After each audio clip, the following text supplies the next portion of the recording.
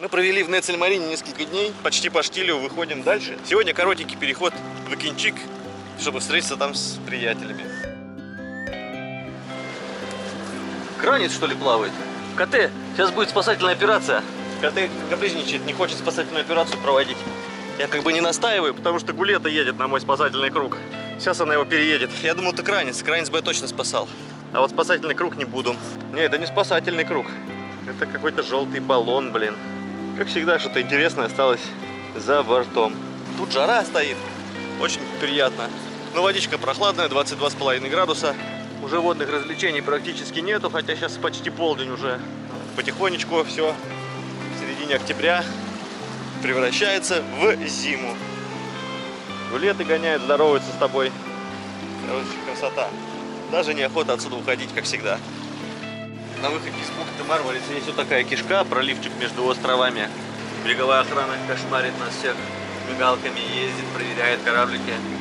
Кто какашку сдал, кто какашку не сдал. И штиль, и тут столько мусора, ты не представляешь. На эту камеру не видно будет, но там все в мусоре.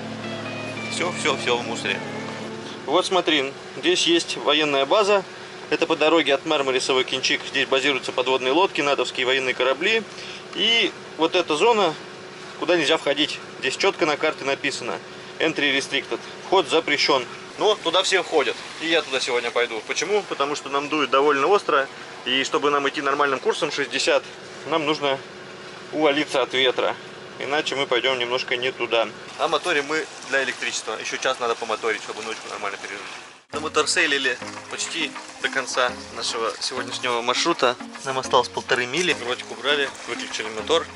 И последний финишный реву. 1,5 мильки под парусом.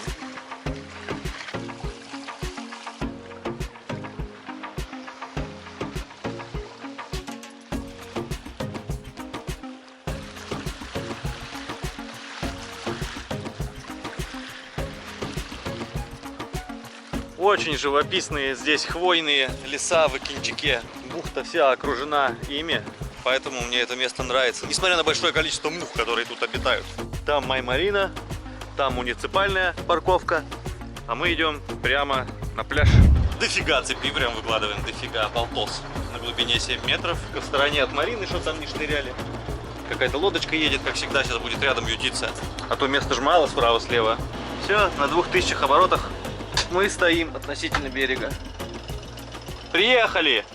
Ну тупые. Такая большая бухта, они вот тут же. Смотрите размер этой бухты и посмотрите этих людей, которые вот тут вот лепятся. Ну что ты думаешь? Мы взяли и переставились. Когда я начал переставляться, чувак говорит: ты куда? Я говорю: слышь, да что ты тут прям рядом приткнулся? Говорю: тут вообще-то 600 метров якорный. Он: ой, извини, я переставлюсь. Я говорю: нет, нахрен. Я переставился, и он тоже начал переставляться. Ему не понравилось, как он поставился. Великобританцы не побеспокоят. Видишь, свел и волна приходит оттуда, ветерок оттуда, но мы выложили цепь вот оттуда. Почему? Потому что обещают изменение ветра с берега. И ночью типа будет дуть оттуда. Я не хочу, чтобы у меня цепь скрежетала, перекладывалась, поэтому я высвиснулся вот так. Никого здесь не будет. Максимум еще 1-2 лодки придет, и все. Все. Прям здесь до хрена места, и не надо тут сжаться и ютиться. Все, нас потихоньку разворачивает носом к волне, это хорошо. А вечером, скорее всего, все изменится. Волна продолжится оттуда, а ветер будет оттуда, с этой живописной долины. Вода 24 градуса, на улице ветерок и солнце уже низко. Слишком холодно. Я уже месяц не купался. Аквамен только что вышел из воды. Аквамен. Чистил дно. И вот что нашел. Вот оно. Это было на винту намотано. Крючки старые очень. Видно, что давно там плавало. Эта гадость. Я замучился ее срезать. Ну, намотали леску. Все, еще там были мидии. Точнее, устрицы. 3 устрицы были. Вот он вечер. Слышишь, как шумят волны на берегу? Можно, конечно, отвести 2-й якорь. И тогда будет нормально. Встанешь носом к этой волне. Ну, можно и покачаться. 2-й якорь не хочу отводить, потому что обещают включить вечером с берега. И тогда 2-й якорь будет не очень хорошо. Якорь поднят, и мы покидаем эту прекрасную бухту. Греем движок. Вот наш маршрут. 35 миль. Пойдем напрямую, хотя здесь можно И тут тальян есть. Тут вообще жесть как качает. Ну тут можно покупаться, посмотреть черепах. Тут есть ликийские гробницы. Можно переночевать. За этим островом можно переночевать в Баба-Адасе. Куча бухт в заливе Гетчика. Но мне это не интересно. Идем сразу в Фетия. Вот еще один чудесный пляжик. Там тоже можно, по идее, притянуться к берегу. Вот только в Турции к деревьям нельзя привязываться. Нужно искать скалы, камни. Иногда в эти скалы или камни, или в пляж вбивают столбики или кольца, рымы. Можно вязаться к ним. Но малым экипажем делать мы это не будем, поэтому мы выбираем только стоянки, где можно вращаться вокруг своего якоря, то есть свободно, без привязки к берегу. Еще есть такая небольшая проблемка с тузиком. Когда ты за собой его буксируешь, он шумит. Он офигенно шумит. Вот сейчас мы выходим из бухты под мотором, да, но если бы мы шли под парусом, этот шум бы сохранялся на скорости 5 узлов. Он постоянно плюхает, булькает и шумит. Напрягает лишние звуки. Чем тише, тем лучше. Поставили мы грот, поставили мы стаксель. Сейчас мы пошли чуть-чуть сильнее, чем шли, несмотря на то, что я сильно сбросил обороты. Как всегда, мотор оставляется только для зарядки, что мне очень-очень не нравится. Надо заряжаться как-то по-другому, а заряжаться как-то надо. Тем более в Фетие мы идем надолго, поэтому нам надо прийти туда полностью заряженными, чтобы на ровном месте не молотить. Так хотя бы в пути мотором помогаем. Хоть какой-то плюс. Скорость.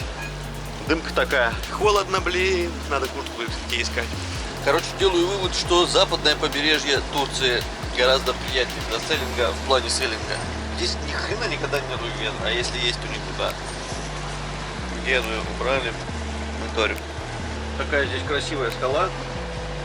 Ты можешь подумать, что это она нас от ветра прикрывает, но нет. И еще до скалы. В этой эрии, когда ходишь, тут постоянно встречаются какие-то водоросли, венки. Видимо, где-то здесь впадает река в море, и она вымывает эти водоросли. В такую штуку можно вляпаться, и ее засосет система охлаждения двигателя. Будет очень неприятно.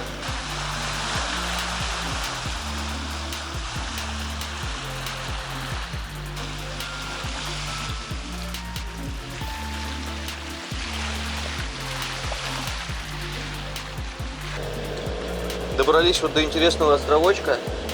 Вот, смотри, здесь целый кабель, 180 метров здесь. То есть тут запросто даже на якоре можно встать безопасно. Но качать будет за этим островочком. Это факт. А от него до скалы около 2 миль. И там рыбачок какой-то трется. Ну вот мы снова поставились. Ветер очень хороший, 15 узлов. Мы идем пятерочку, но я подмотариваю 1200 оборотов, я хочу 100% зарядить батарейку, сейчас 80, потому что нам на Фетие стоять 3 дня и надо зарядиться. Будем кушать, приятного нам аппетита. Пока кушали, мотор выключили. Пока кушали. Мы тут пока кушали, и мы не понимаем, куда дует ветер. Вот колдунчики там подсказывают, что он дует как-то попутно. Сейчас буду снимать контакты, смотреть от этого прибора. Все, я пошевелил коннектор, надо такой новый где-то найти. Чуть он плохо держит там. Ну или изолентой перемотать. Кажется, у нас прям жесткий попутняк. Поэтому у меня стаксель не стоял, грот пришлось убрать. Смотри. 1, 2, 3, 4, 5, 6, 7, 8, 9, 10, 11, 12, 13, 14, 15, 16, 17, 18, 19, 20, 21, 22, 23, 24, 25, 26, 27, 28, 29, 30. 31, 32, 33, 34, 35. Катамаран 35. Переходим на эту сторону. 36, 37, 38, 39, 40, 41, 42, 43, 44, 45, 46, 47, 48, 49, 50, 51, 52, 53, 54. 54 яхты я насчитал. А наша 55-я. Просто 55 яхт в этой маленькой странной бухте. Да на всю Кушадасу, на весь Айвалык столько яхт нету. Ну или на какую-нибудь Аланию, где там идешь и за сутки никого не встречаешь. А нас тут 50. И это не регата, как ты, может быть, подумал. Просто обычный солнечный денек. Брали парусишки, похожие на трусишки. Много-много людей возвращаются в Фетие вечером. Много гулет. Смотри, мы встали на якорь. И даже цепь оттянуть не успели. У нас пропал ход. Ни задний, ни передний. Где-то пошел нырять. Будет проверять, потеряли ли мы винт или нет. Нужно знать, что происходит на дне. Обязательно термокостюм на лодке должен быть. Винт на месте, на нем нет ни пакетов, ни лесок, ничего не намотано, ни ракушек не наросло. Мы винт не потеряли, тупо не вращается вал, он не сцепляется с движком. Когда мы включаем передачу, я вращаю вал, у нас все крутится. Заведенный у нас не крутится. нет ни передней, ни задней передачи. То есть это либо нет сцепления с двигателем, либо нет сцепления здесь с валом, но он есть, он вращается.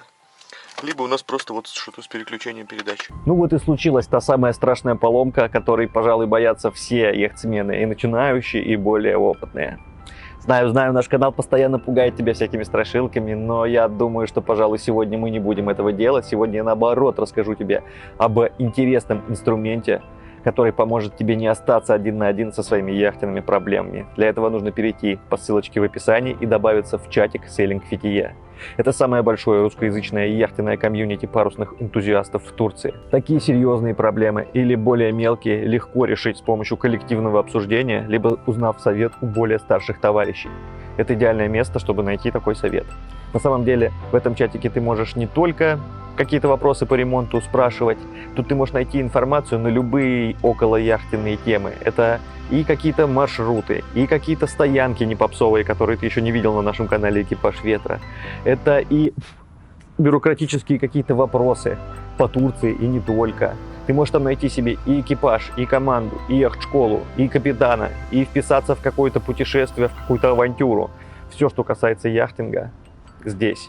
Находи здесь себе яхтенных друзей, общайся на околояхтенные темы, будь в курсе всех яхтенных новостей парусного комьюнити. Добро пожаловать! Мне подкинули идейку, есть мнение, что вот тут стоит диск сцепления, и это с ним проблемы, поэтому и воняло жженой резиной, и поэтому, когда я кручу вал руками, коробка крутится, но когда двигатель крутится, коробка не крутится. То есть нет сцепления двигателя и коробки. Нужно снять коробку, нужно снять вот эту крышку. Вот смотри, там этот самый диск сцепления и развалился. Вот оттуда этот самый запах резины, и там внутри вот куча резины. Куплен диск. Он вот этой жесткой частью вот так одевается. На двигатель прикручивается на эти болты. А вот сюда вставляется вал от коробки. И вот эта резина, по идее, призвана гасить все вибрации от двигателя, не передавать их на коробку. Решение такое себе, ну какое есть. И вот оно. Вот он, этот диск. Это куски старой резины. Ну и вонь тут стоит. Вот так он. Меньше 5000 часов, и он рассыпался. Ну, уже радует хотя бы, что деталь та, что нужна. Более подробный видос об этом ремонте уже выходил на нашем канале ранее в составе сериала о тяготах яхтинга. Вот там я по горячим следам говорил, насколько мне помогло яхтенное комьюнити ускорить процесс ремонта. То есть даже нет, насколько вам помогло с траблшутингом, то есть поиски неисправности. Это вот тебе живой пример, что очень важно быть на связи с коллегами-яхтсменами, поэтому не забудь обязательно перейти и добавиться в Sailing FITIE. Привет, мы простояли тут 12 дней, хотя рассчитывали простоять 4. И у нас вон матрос появился. Матрос Барбос и его спутница Анна. Серега у нас уже 3-й раз. Погнали. Снимать все не будем. Короче, все, что ты хочешь увидеть из этого путешествия, будет на канале у Сереги по ссылочкам в описании. Там будет Telegram, потом YouTube будет. А у нас будет очень-очень мало из этого путешествия до Финике. Последние 80 миль. Обещали сегодня нам десяточку. Мы вот часик помоторили, забили батареечку чуть-чуть. Получили свои там 15 ампер. И поставили паруса на первых рифах. Но мы едем не туда, как всегда. Нам надо ехать вон туда. Поэтому сейчас наберем высоты, крутим оверштаг. И дальше будем парусить часика 2-3. Вот, немножко порулю, все так непривычно. Я прям застоялся уже. Как будто вот только сезон начался, такие ощущения. Забыл уж, как лодку управлять. Мы парусили 3 часика, лавировались. Мерзкое это дело. Тебе понравилось? Да. Мне нравится. Как только что Серега подметил, верно, он у нас открывал сезон, он его и закрывает. А вообще 3-й раз уже к нам приехал. И каждый раз у него борода все больше и больше. Скоро она будет до якорной лебедки. Вон уже впереди остров Гемелер. Мы не пошли на Леденис. Там, мне кажется, будет этот свел заходить, будет некомфортненько. Двигатель вроде работает нормально. Пока вроде едет. Главное, чтобы в руках ручка не осталась в самый неподходящий момент. Вот уже подготовили кончик, сейчас будем скоро швартоваться к берегу. Смотри, он не тонет. Наверное, плохой человек. О, русал какой. Пошли вы. Немцы, я к вам. Мы встали за островом Гемелер. Ты видишь, тут наблюдаешь развалины. Где-то здесь дядечка гоняет на лодке, помогайка предлагает завести швартовы. Не знаю за сколько. Не было бы у нас Сереги, может быть, я и согласился бы. Глубоко здесь. Маленькое расстояние от берега нормальной глубины. Поэтому цепь идет сильно вдаль. есть мы начинаем ее кидать где-то вообще на 30-ке. И вот ты видишь метров 7 до следующей риски.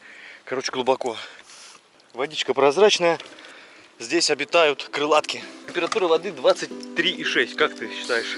Вообще. Ну, это те, кто тут живет, выпендриваются. Крючочек.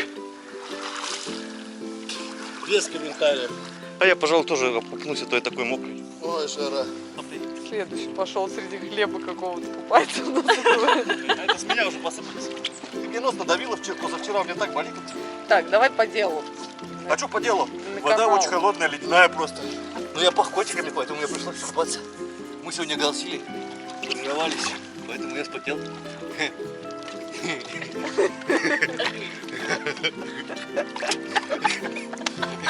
Это мы купили в начале лета.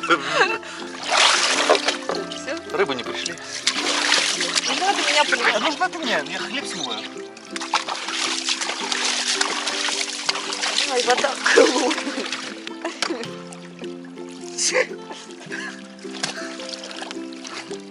Какой-то странный ритуал. Приехали, хлеба накрошили, купаться полезно.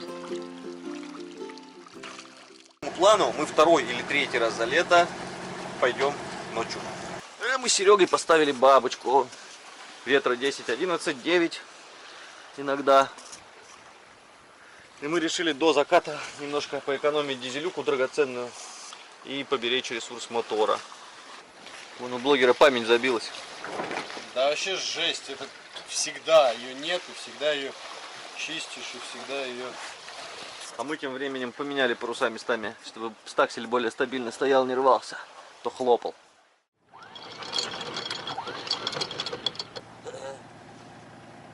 Вода прозрак сегодня здесь в этой бухте удивляет.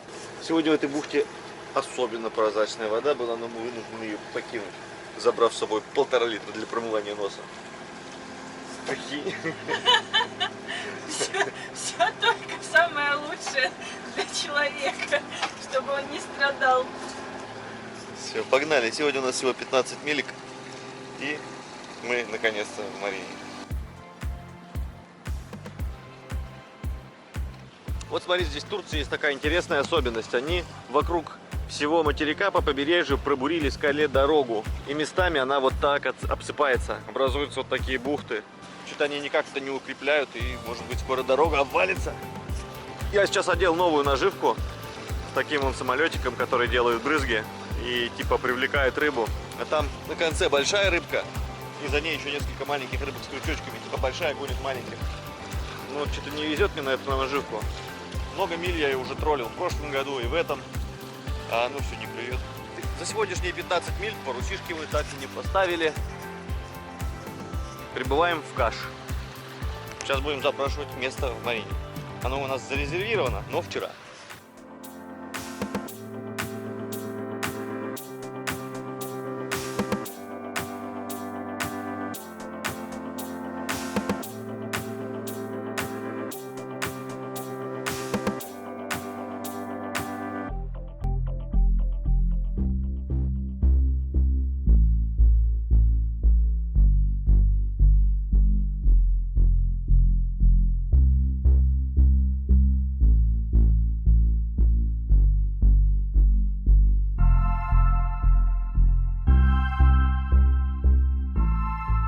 Давно так рано мы не выходили.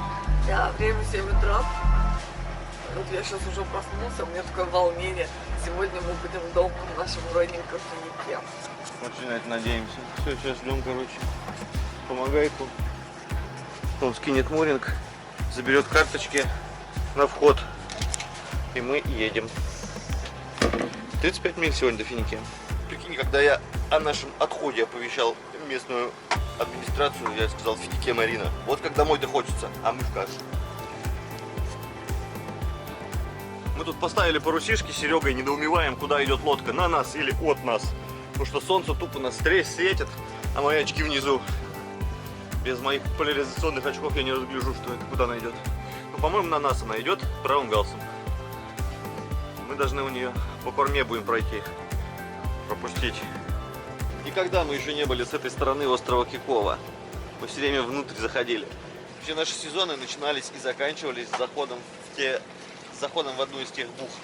А сейчас мы идем стороной мимо, потому что спешим на вечеринку. Кстати, сегодня была самая холодная ночь. Начало ноября уже. И я рад, что мы идем домой.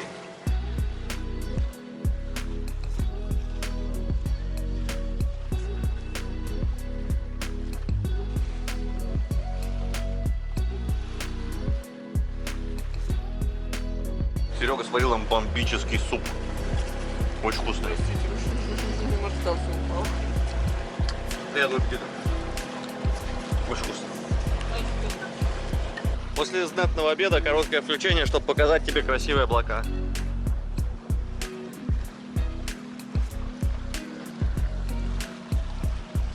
Ну все, финишная прямая. Так мы парусишки и не поставили. Вот сейчас, кстати, можно поставить, развернуть парус прямо перед входом в марину, потому что нам дует попутка какая-то. Как мы и загадывали, с половиной бака мы вернулись. Правда, 1000 лир уже вкидывали топливо и поломали мотор.